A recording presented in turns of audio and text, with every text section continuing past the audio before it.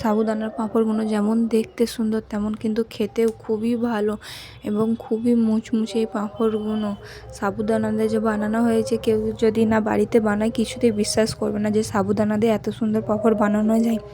দেখো কয়েক সেকেন্ডের মধ্যে কিন্তু ভাজাও হয়ে যাচ্ছে। আজকে আমি বাটার ঝামেলা ছাড়াই সাবুদানা দিয়ে পাঁপড় বানাবো, তাই জন্য আমি 100 গ্রাম ওভারনাইট ভিজিয়ে রেখে দিয়েছিলাম। যেহেতু আমি এটা বাটবো না তাই রাত্রেবেলা ভিজিয়ে রেখে দিয়েছিলাম। একটা কড়াই বসিয়ে দিয়েছি, তাতে যে এই বাটির 1 বাটি সাবু হয়েছে ওই বাটিরই 3 বাটি আমি এখানে পানি দিয়ে দেব। এই পাঁপড়টা বানানো কিন্তু খুবই সহজ। পানিটা দেখবে যে একটু ফুটে আসবে, সাবুটা দিয়ে দিতে হবে। এবার ভালোভাবে নাড়তে হবে। প্রথমে কিন্তু গ্যাসের আঁচটা জোরে রাখবে, তারপরে ফুটে গেলে মিডিয়াম করে দিবে। কারণ ফুটে যাওয়ার পরে খুব একটা জোরে রাখলে কিন্তু তলায় বসে যাবে। আর একটা দিকে খেয়াল রাখতে হবে যে অনবরত নাড়তে হবে, নাহলে কিন্তু তলায় বসে যাবে। অনবরত নেড়ে নেড়ে তবেই সাবুর পাঁপড়টা তৈরি করতে হবে। দেখো কিন্তু ফুটে আমার অনেকটা কমে এসেছে, তাই আমি একটু এখানে ঢেলে নিয়েছি একটা জামবাটিতে। এখন কিন্তু পাতলা লাগছে, একটু ঠান্ডা হয়ে গেলে কিন্তু এইটাই কিন্তু অনেকটা ঘন হয়ে যাবে। এবার এখানে আমি কিছু যোগ করে দেবো। দিয়ে দেবো কালো জিরে, দিয়ে দেবো চিলি ফ্লেক্স, স্বাদ অনুযায়ী নুন।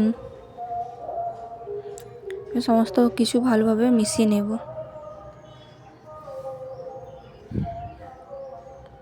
এই পাঁপড়টা বানানো কিন্তু খুবই সহজ। আমি ছাদে চলে এসেছি, ছাদে একটা পলিথিন মেলে দিয়েছি। এবার পাঁপড়গুলো দিয়ে দেব। আমি 1/2 চামচ করে দিয়ে ভালোভাবে পাতলা করে দিয়ে দেবো। এই পাঁপড়গুলো খেতে এতটা মজা যে বাড়িতে না বানালে আপনারা বিশ্বাস করবেন না। খুবই সুন্দর খেতে পাঁপড়গুলো। বাচ্চাদেরকে বানিয়ে দিলে বাচ্চারা কিন্তু খুবই পছন্দ করবে। যেহেতু ঘরে বানানো তাই খেতেও ভালো লাগবে, আর বেশি করে বানাতেও পারবেন আপনারা। দেখো কিন্তু খুব সহজেই উঠে যাচ্ছে। এটা কিন্তু আমার একদিনেই এতটা সুন্দর উঠে গেছে। রোদটা ভালো ছিল বলে একটা রোদে আমার শুকনো হয়ে গেছে। খুব সহজেই কিন্তু সমস্ত পাঁপড় উঠে যাচ্ছে।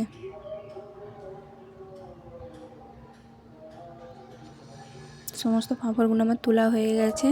দেখো কতটা পাতলা হয়েছে, কিন্তু অনেকটাই পাতলা হয়েছে এই পাঁপড়গুলো। এবার ভাজার জন্য কড়াইতে তেল দিয়ে দিয়েছি। তেলটা গরম হয়ে গেলে একটা পাঁপড় দেবো, ভেজে নেবো। কয়েক সেকেন্ডের মধ্যে কিন্তু পাঁপড়গুলো ভাজা হয়ে যাবে। দেখো দেখতেও কতটা সুন্দর লাগছে, আর ভাজতেও কিন্তু আমার খুবই ভালো লাগছিল। এত তাড়াতাড়ি যে ভাজা হয়ে যাচ্ছিলো বিশ্বাস করবেন না, কিন্তু ভাজতেও ভালো লাগছিলো এবং খেতেও তো বাড়ির সবাই খুবই পছন্দ করেছে।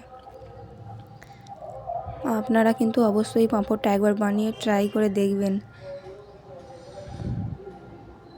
খুবই সুন্দর এই পাঁপড়টা, কিন্তু একবার অবশ্যই ট্রাই করবেন। আমার ভিডিওটা ভালো লাগলে অবশ্যই ছোটো বোন হিসাবে পাশে থাকবেন সাবস্ক্রাইব করে।